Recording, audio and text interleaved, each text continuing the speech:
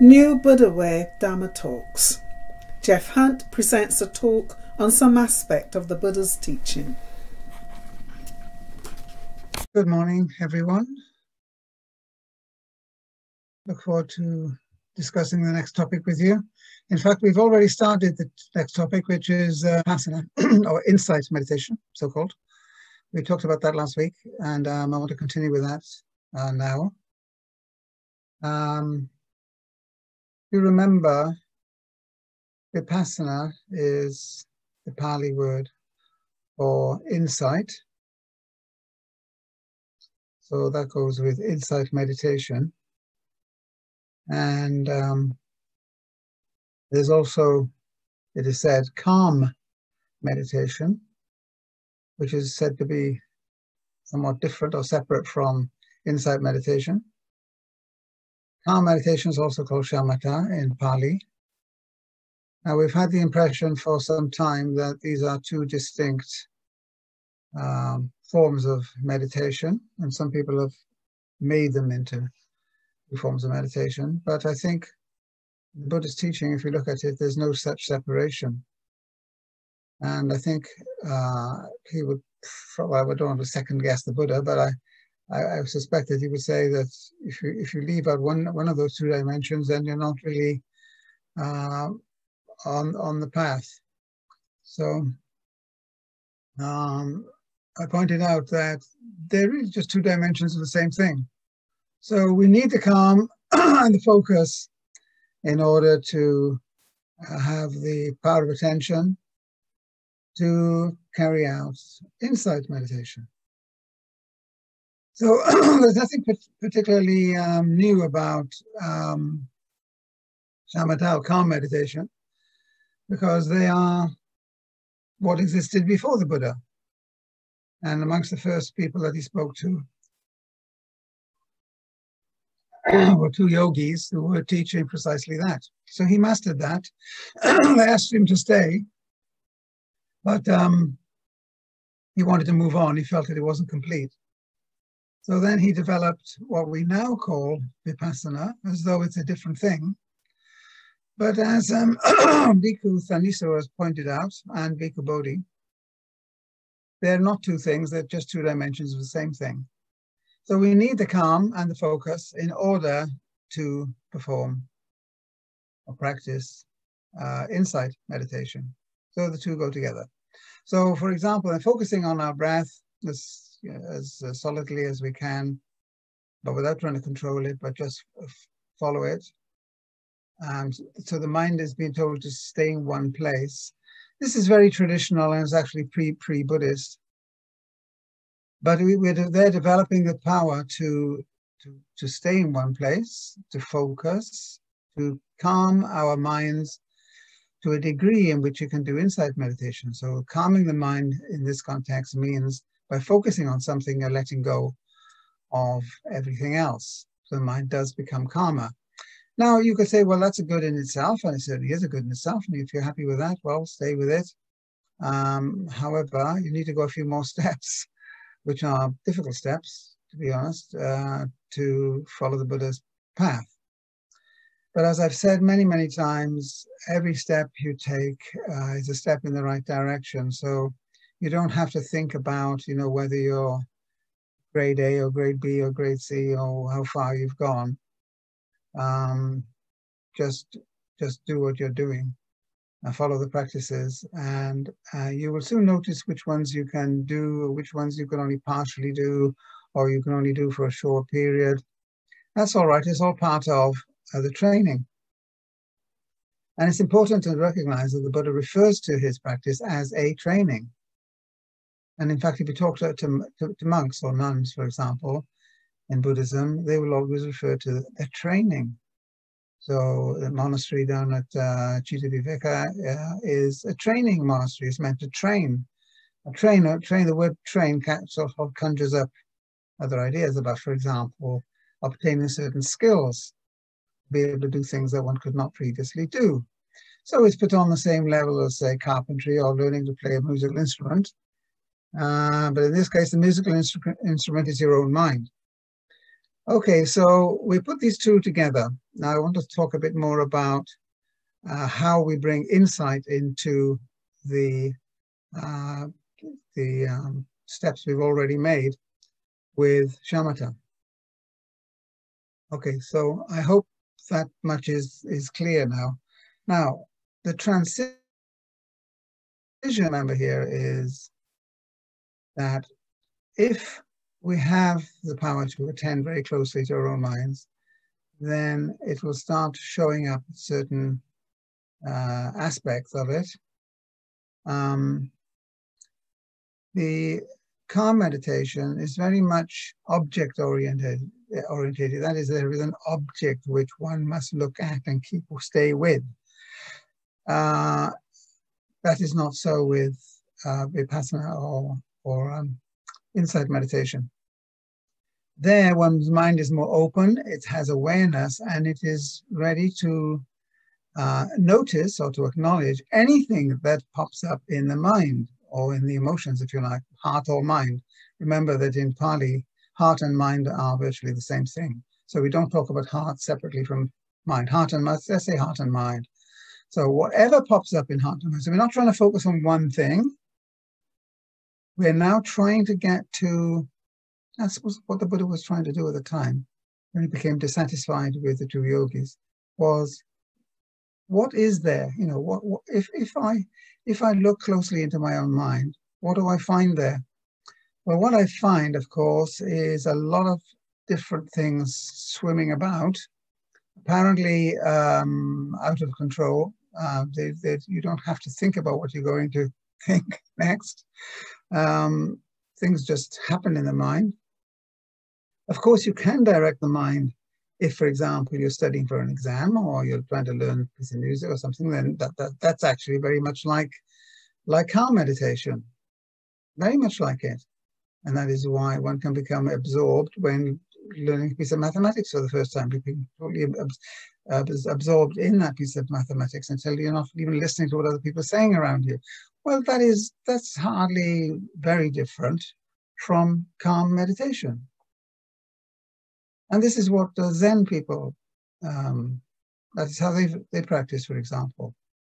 From our point of view in Theravada, it's not complete. It hasn't actually gone into the Buddha's teaching, or what makes the Buddha's teaching different from what went before it.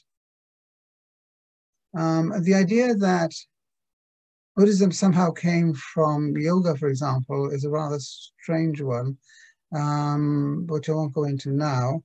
But most of it has been developed by someone who came several hundred years after the Buddha and took a lot of the Buddha's teaching. But we'll come to that another day if you're interested in history. Okay, so what is this threshold? Kind of a threshold, right? You're now switching your mind not from one object to whatever comes up in one's awareness. So you've got to develop an awareness. Sampajanya, it's called. Sampajanya, it's called. So the Buddha says, and he's making things easier for us, that there are three things you will notice. One is that the mind is constantly moving, and everything that it ever settles on moves. There is no non-movement. Everything is in motion. So the things around you are in motion, but the things in your mind are in motion. And of course, many of us have certain crises in life where we feel at a loss with who we are, what we're doing, what's it all about, etc., etc. That's just a symptom of the ceaseless motion of the mind. And there's nothing to be afraid of, and it's nothing unusual, because it is a fact. For the Buddha, it is a fact that you discover by insight, and that is everything is in constant motion. Right. So we call that, we give that a name, anicca in Pali, which means impermanence or transience. Or don't probably conjure up at least 10 words: turmoil, turbulence, transience, change, growth.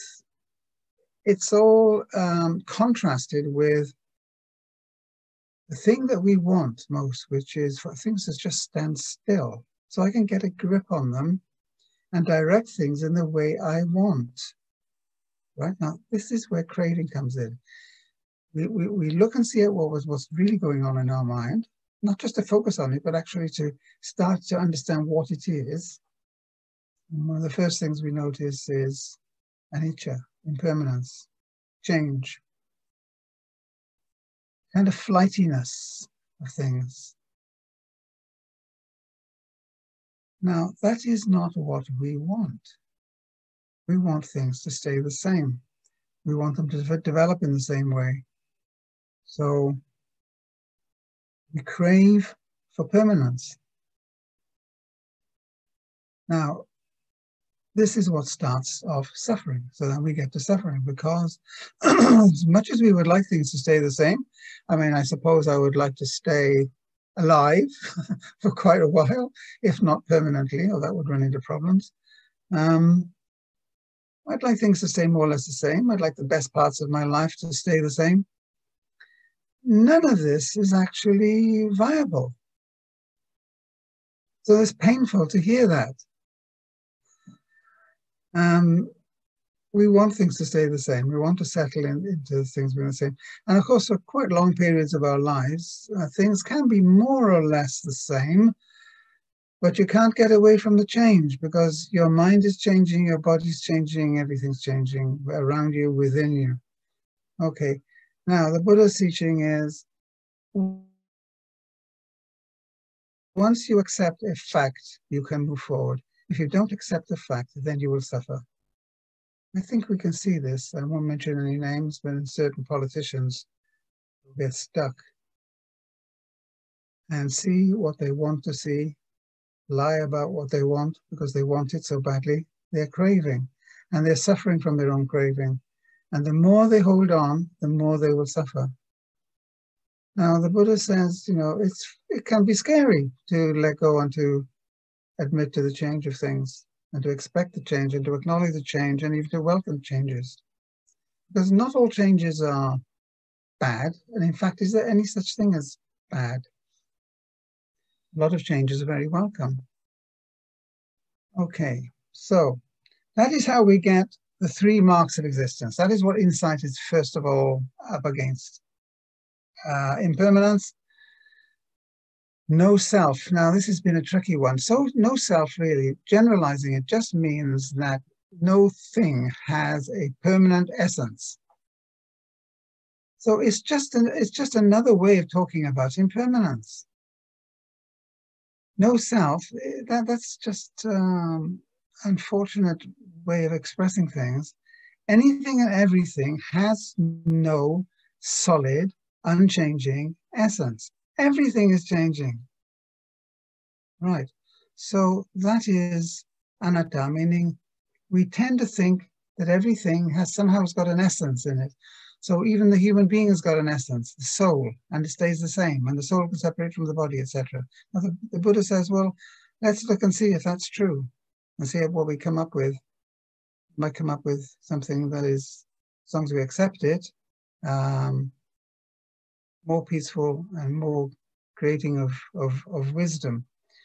Okay, so now part 2. Let's go a bit deeper into this. Now, if we've accepted that everything is in motion there, what next, really? Well, once we acknowledge this, what we will be in a position to examine, that is the right word actually, vichara, to examine what it is that is arising in the mind. And what is it that generates more suffering, and what is it that eases the suffering, or even brings us some joy and happiness and peace. There's a lot of positivity there. Right. Now, if you remember the Noble Eightfold Path, there's something called right effort. Right effort is inextricably connected with mindfulness. The way that people have chopped things up these days is mindfulness is one thing, right effort, don't know what it is, don't care about that. It's just ridiculous because it's all one path and it's all one coherent whole. Right effort is what you do as you begin to realize that everything in your mind is swirling about and changing. right effort. Right effort, or sama-vayama. The Buddha is very good, or maybe it's not the Buddha actually, maybe it's the scribes writing down what the Buddha said. Very good at, you know, categorizing things and putting things into neat little pigeonholes. But this is the mark of a teacher such as myself, who is just trying to get things across clearly. It is not the style of someone who has gone deeply and experienced, has had some sort of epiphany into seeing into things. Don't speak in that way. Don't speak with 1, 2, 3, ABC. Okay. And then poor people like me, we try to get it across by cutting it all up, which is what, you know, teachers have done throughout the centuries. So right effort is divided into 4. There's negative effort and positive effort, or there are positive thoughts arising and negative thoughts, and there are those which have not yet arisen. They're unarisen.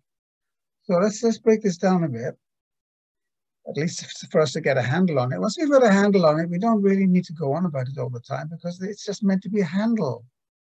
You know, a spade is for digging the ground. The handle of the spade helps you to dig the ground, but, you know, it's not about the handle. It's about the digging that you have to do, right? So it's not even about the spade, it's about the digging, and it's not even about the spade, you know, it's the spade's handle. You just couldn't operate a spade without a handle. So this is a handle, right? Now, if you try this, when you have a peaceful time, and you've started by getting the mind to focus, e.g. on the breathing, the next thing to do is just learn to be aware of what is actually arising in your heart mind. Could be a memory. It could be a thought about the future. It could be a thought about what you should do. It should be a question about whether you should do it or not. It could be a feeling of regret, resentment, even anger. It could be all of human life is there. Why do we miss this opportunity to understand ourselves? If we can have the awareness to just pinpoint this turbulence, like the ripples on a river. They rise and they fall away again. They rise and fall away again. But now we've got an opportunity to say, oh, that one was a fish. That one's a leaf. That one is a big wave. That one's a small wave, etc. So we're actually getting to understand how our own minds work. So let's look at this. First of all, negative. Right. So you've got some unwholesome. What the Buddhist scribe says is that you'll notice that some of them are unwholesome. Unwholesome meaning that they are self-directed. They're not directed to helping anybody or anything. They're basically what I want, and I'm not getting it. Right. So those are unwholesome thoughts. In his scheme of things, unwholesome is quite a wide range. It's things which are maybe painful, which may be uncomfortable, but also there are things which are harmful, maybe harmful to you and harmful to others, if you pursue that thought or feeling. Right, so that's the negative. But look, if unless we're deeply cynical, we will notice that we do have good thoughts. We have love for each other, and even for our pets. We see beauty in things, in birds singing or whatever. How could we miss those as well? What is positive is positive. It is positive. So you acknowledge that it's positive. Okay. So when that happens, you support it. You don't let it go or let it be crushed by some cynical, dark idea. If you go on like that, your whole life will be cynical. Your whole life will be unhappy. What it is a mixture of all these things, and one can learn to swim in all this confusion. Okay, so negative is unwholesome or hindering thoughts and emotions. Positive. Wholesome. and helpful thoughts and emotions. It could be anything at all. It's something that just arises in your mind. It could be that you want to say hello to somebody. It could be you want to give something to somebody. But the point is, it is outward directed towards others. It is not about me. That's where the problem starts. We're just reinforcing the me that never gets what it wants. You know, wars have been created over collectivized want or feeling of vengeance or whatever. Not good at all. But amongst the turmoil, there will be good thoughts. They may be very fleeting. But notice the first thing is you've got to acknowledge that actually that's a good thought. I had a good thought that the little old lady across the road lives by herself. Why don't I just go and knock on her door? Why don't I offer a cup of tea? Why don't I, whatever, say hello next time I see her in the garden? Don't let that go. That is a wholesome thought. Because to start with, it's not about you, it's about somebody else. Right, so those are positive thoughts. When those arise, we learn to support them. Now comes the subtle part. Wholesome, unwholesome. But now there's arisen and unarisen. Arisen means that this has already come into your mind. There it is. You don't know where it came from, but it's there. Right? Unarisen means that after a while you start to see a pattern that under certain conditions or certain patterns of thought, a certain unpleasant or harmful thing will arise. So in other words, there is a potential and there is an actuality. So I may fleetingly let's give some examples. An example would be, let's say something gross, right? Is that in the past I had a cigarette problem or I had an alcohol problem. This is an addiction. Now, this is really powerful, you know, craving and clinging. Right. If you have had a problem with alcohol, there's an unarisen potential there. You may be whistling along the street, perfectly hadn't forgotten all about alcohol, and you see a pub on your path. And so people are having a jolly time, and you recognize somebody who says, "Hello, Geoff, come over and have a drink." Right? Now there is a potential there. There's an unarisen tendency, if you like, to go in that direction. If you ever had a problem with drink, don't go to a pub. Not even to kid yourself that you're going to sit there and have a glass of water. If you have a problem with cigarette smoking, then don't go where people are smoking cigarettes. See, the Buddha was quite subtle here, if it's indeed his thought, is that much of what is coming up in our minds is repetitive because it's got in a rut. So it's a habitual thing. And there are certain things that will trigger off that craving and the action that goes with the craving. This is why people who are drug addicted have such a hard time letting go of it. It's deeply embedded. All right. There's something to think about there because, you know, the advantage of having some sort of scheme like that is that it can awaken in one a direction for one's thought. The direction is what is going on in my mind. Thoughts, memories, wishes for something or other. But now I've got an extra tool. Now I can think at least about whether I'm going in a particular direction. And if I go in that direction, then that will come up, that bad thought, that bad craving that I have. So don't even start in that direction. Just blow it away. Whew, it's gone. Get the mind onto something positive. See, if you can start mastering this, then you are a master or mistress of Vipassana. You are becoming a wise, calm-headed person. it's worth having. Most people don't want the trouble of following that sort of path. But some of us have seen that it is life-changing if you take it seriously. Okay, so let's just see if you can, we can spend just a minute or two for you to think of examples as a little exercise for you.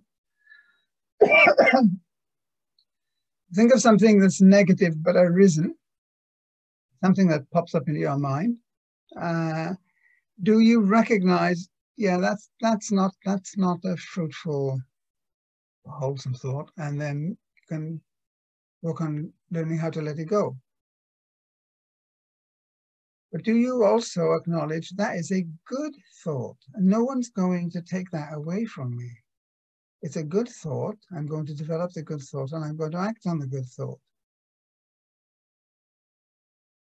Gosh, we certainly need this in the society that we've got. It's so sinking, and there's own self-pity, that we need to recognize there is goodness and beauty in all of us.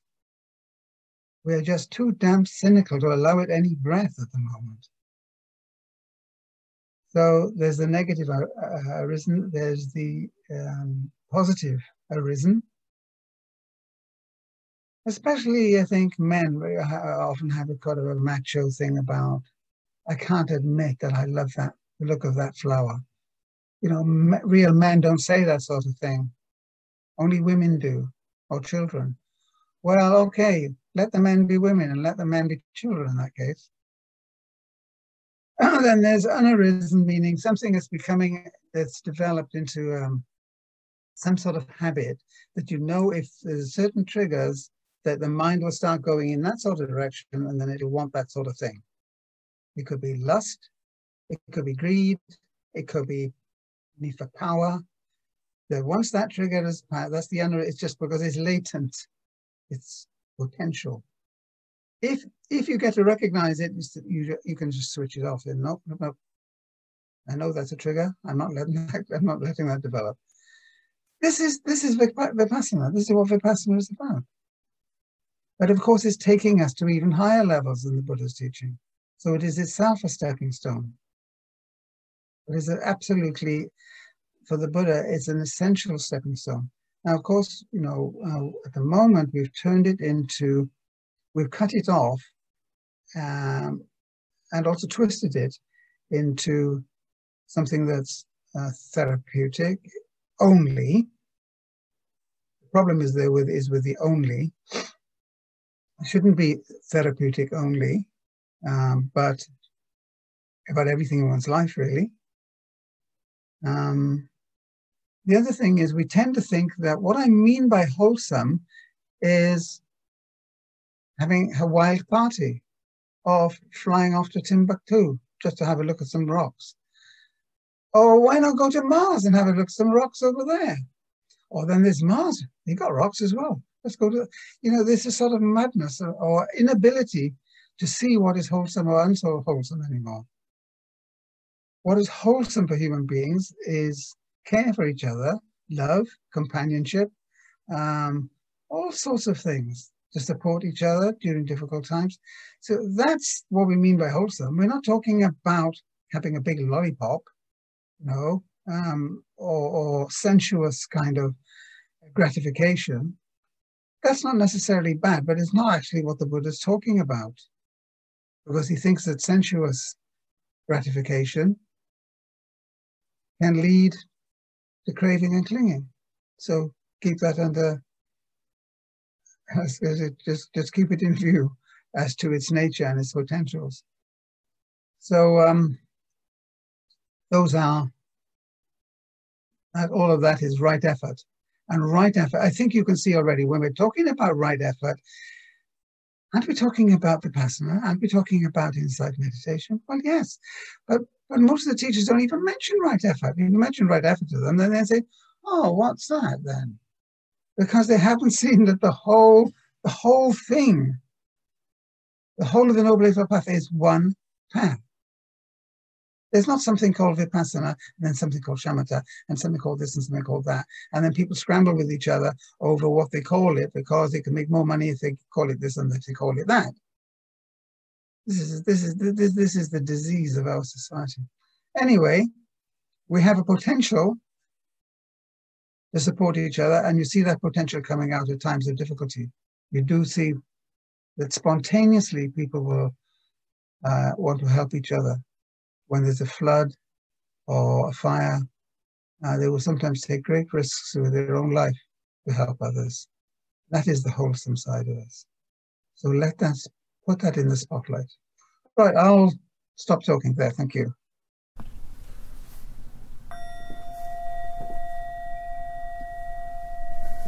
New Buddha Way lets go of East and West and starts afresh in the life we have now. For more information, visit www.newbuddhaway.org.